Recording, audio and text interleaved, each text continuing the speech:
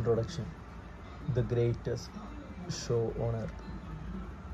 I spent my college years working as a valet at a nice hotel in Los Angeles. One frequent guest was a technology executive.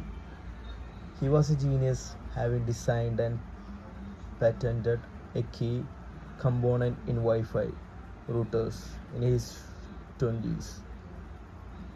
He had started and sold several companies.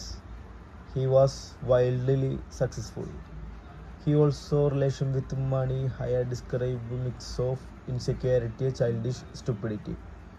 He carried a stack of $100 bill, several inches thick.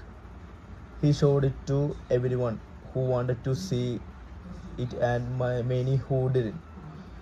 He bragged openly and loudly about his wealth, often while drunk and always apropos of nothing. One day, one day he handed one of my colleagues several $1,000s of cash and said, "Go to the jewelry store down the street and get me a few $1,000 gold coins." An hour later, gold coins in hand, the tech executive and his buddies gathered around by dock overlooking the Pacific Ocean.